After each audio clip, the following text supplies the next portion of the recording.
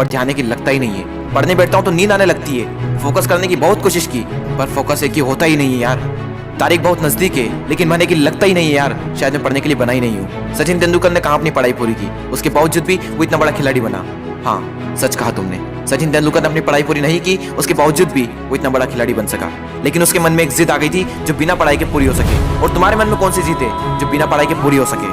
और तुम्हें क्या लगता है संदीप माहेश्वरी, सचिन तेंदुलकर, विराट कोहली, MS धोनी ने अपनी पढ़ाई पूरी नहीं की तो क्या अनपढ़ गंवार है? जितनी बुक्स के बारे में तुम्हें पता भी नहीं होगा उससे कई गुना बुक ये हर हफ्ते पढ़ लेते हैं। बिल गेट्स को कौन नहीं जानता, अपनी 64 साल की उम्र में आज भी हर हफ्ते एक नई बुक्स पढ़ते हैं। यानी जिन लोगों को तुम समझते थे कि बिना पढ़ाई के सक्सेसफुल हो गए वो तो आज भी पढ़ रहे हैं। तब सवाल ये आता है कि क्या पढ़ना जरूरी है?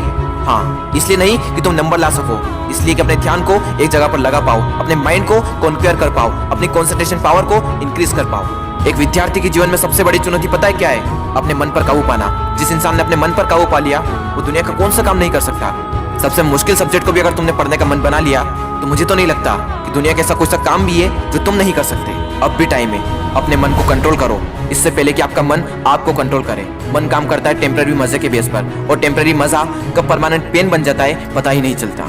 विद्यार्थी जीवन में जिस इंसान ने अपने मन पर काबू पा लिया उसकी तो लाइफ सेट है, लेकिन जिस इंसान की आदत हो चुकी है मजे मारने की, बस उसकी लाइफ बर्बाद है। अब भी टाइम में सुधर जाओ। अगर अब भी तुम्हारे मन में कोई जिद आ गई है कि मुझे पढ़ना है और ऐसा पढ़ूंगा कि इतिहास रच दूंगा तो तुम्हें कोई नहीं रोक सकता। वो कर्म जो तुमने जून, जुलाई, अगस्त, सितंबर, अक्टूबर, नवंबर, दिसंबर में किए थे उनका पश्चाताप तुम अभी कर सकते हो। अब भी तुम्हारे पास समय है, बस जरूरत है तो एक जिद की। तुम्हारे अंदर अगर कोई जिद उठ गई है बस उसको बनाए रखना। बोलो अपने अंदर से मुझे पढ़ना है, पढ़ना शुरू। लेकिन आधे घंटे में ही बोरियत आने लगी, एग्जाम नजदीक है, पढ़ना तो पड़ेगा।